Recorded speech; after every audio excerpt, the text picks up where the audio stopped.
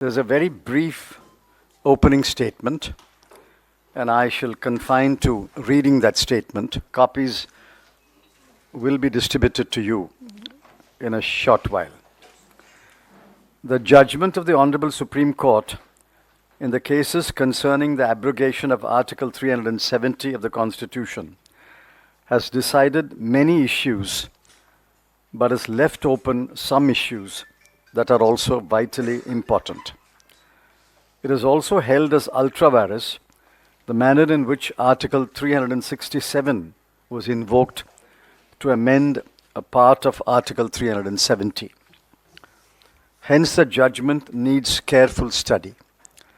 It is a 476-page judgment, which was uploaded about half an hour ago, so we need to study the judgment very carefully. Prima facie, we respectfully disagree with the judgment on the manner in which Article 370 was abrogated. We reiterate the CWC resolution of 6th August 2019 that Article 370 deserved to be honored until it was amended strictly in accordance with the Constitution of India. We are also disappointed that the Honorable Supreme Court did not decide the question of dismembering the state and reducing its status to 2 union territories. That question has been reserved for adjudication in a suitable case in the future. The Indian National Congress has always demanded the restoration of full statehood for what has become the Union Territory of J&K. We welcome the Supreme Court's verdict in this regard. Full statehood must be restored immediately.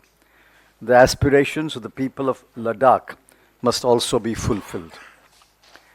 We welcome the Honorable Supreme Court's direction to hold assembly elections.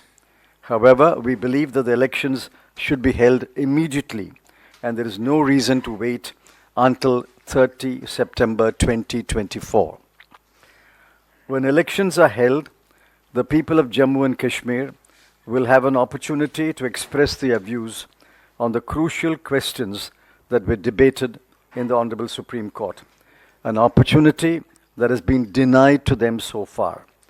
Since accession, Jammu and Kashmir was and is an integral part of India. The people of Jammu and Kashmir are Indian citizens. We reiterate our resolve to work for the security, peace, development, and progress of Jammu and Kashmir. The Supreme Court has held that one modification made to Article 370 using the interpretation clause Article 367 is ultra vires. Nevertheless, the Supreme Court has held that the abrogation of Article 370 using the power under Article 370 is valid. As I said, we have to read the judgment very carefully before we can comment upon the judgment. It is the judgment of the Supreme Court. All of us are bound by it. But prima facie, we are saying that we respectfully disagree with the procedure followed. Even in the CWC resolution, you will mark those words. We said that Article 370 must be honored until, underline until it is repealed or amended in accordance with the Constitution of India. Now, while acknowledging that we are all bound by the Supreme Court judgment, it's only a deeper study that will throw up the implications of the judgment. But you are right, at the moment, the verdict of the Supreme Court is that Article 370 was amended in accordance with law. So my question is to both Mr. Chidambaram and Dr. Singhvi. Sir, during the debate on the 2 Jammu Kashmir related bills in the Lok Sabha, from Union Minister Amit Shah to a number of BJP MPs. They have claimed that in these years, after it was turned UT and a rule was applied, governors started ruling it, there's a significant improvement as far as the security situation is concerned, as well as the economic situation is concerned. Would you like to talk about it, and what is your view on this? Well, both of us are members of the Rajya Sabha, so we didn't have the opportunity to listen to his intervention in the Lok Sabha. But the data shows that terrorist incidents, killing of terrorists, killing of security forces, and other incidents continue unabated in Jammu and Kashmir. That is the data. I don't have the data with me, but that data can be accessed. Whether the economic situation of Jammu and Kashmir is improved is for the people of Jammu and Kashmir to say. Has unemployment decreased? Has per capita income increased? So they will have an opportunity to deliver their verdict when elections are held. So that's why we urge that elections should be held early, and the opportunity that has been denied to the people of Jammu and Kashmir so far to express their views must be made available to them as early as possible.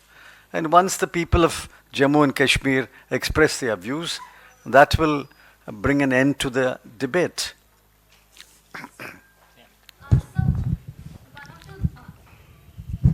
So one of the BJP spokesperson has made a claim, and he has said that in 2012, when Dr. Manmohan Singh was there, he had appointed 3 interlocutors who have submitted a report, and they have recommended to change the word temporary into special, making the Article 370 as a permanent one. Your comments on that, sir? That report was not formally accepted by the government or made public or acted upon. That is the view of the interlocutors who traveled throughout the length and breadth of Jammu and Kashmir and gathered the views of the people, and they gave a report. No decision was taken on that, those recommendations. They also made several other recommendations, by the way. Sir ji sir, मेरा सवाल है कि supreme court के फैसले के बाद क्या 370 पर जो बहस थी, आप मानते हैं कि वो खत्म हो गई है, या ये गुंजाइश खुली हुई है कि अगर कांग्रेस को मौका मिला 2024 में सरकार बनाने का, तो अब आप वापस 370 को रिस्टोर करेंगे जम्मू कश्मीर में? No, we have never asked for restoration of Article 370. Please read our CWC resolution. We say it must be honored until it is amended in accordance with the Constitution. That was the position. बहस supreme court में खत्म हो चुकी है, supreme court का फैसला आ चुका है, तो मैं पूछ रहा हूं क्या ये बहस भी खत्म होती है? क्या 370 का मुद्दा अब खत्म होता है एक तरीके से? I have answered this question. As we speak today, the Supreme Court has held that Article 370 was abrogated in accordance with the Constitution. That is the law of the country. And all of us are bound by the law of the country. But we can have opinions, but that is the law.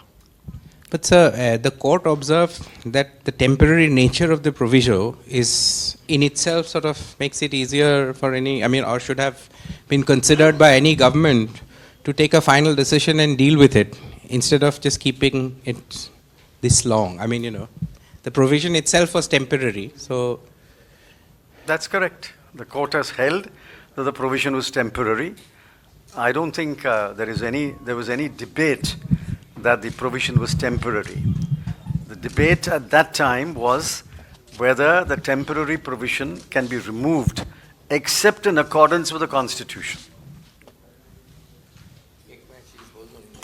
आपके प्रश्न के विषय में और संदीप भी आपके प्रश्न के विषय में और संदीप के भी प्रश्न के आपके प्रश्न का उत्तर है हाँ, उच्चतम न्यायालय हमारे संविधान के अंदर अंतिम निर्णय होता है। आज ये डिबेट खत्म हो गया है। और एक चीज़ आप भूल रहे हैं, इन याचिकाओं में कांग्रेस किसी रूप से पार्टी नहीं है कि कांग्रेस कोई पुनर्विचार की याचिका डालेगी। अगर आप पार्टी और आप डालते हैं, ये पार्टी ये डालते हैं, वो अलग बात है। कांग्रेस न इसमें हिस्सेदार है न पार्टी है। तो इसलिए ये निर्णय अंतिम है और कोई भी ऐसा एजेंडा या हमारी घोषणा कभी ऐसी नहीं हुई है कि हम इस पर पुनर्विचार करेंगे.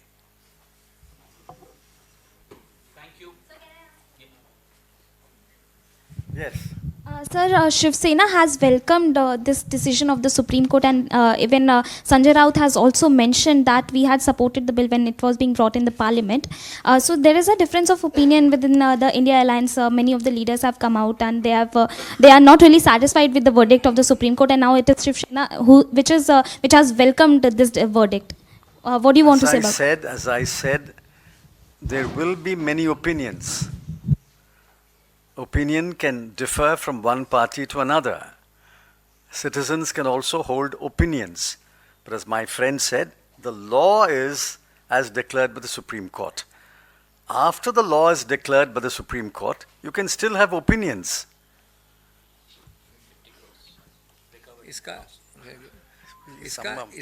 विस्तार से I thought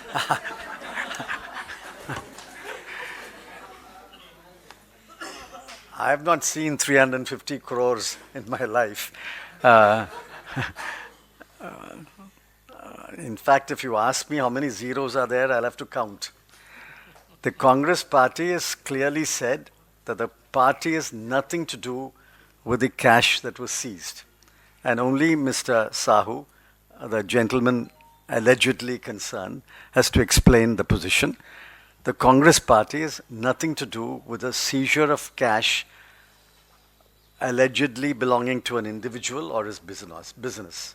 We only run a party where there is a party and there are members of the party for political purposes. We are not concerned about the business of an individual. He will explain when he chooses to explain. Thank you.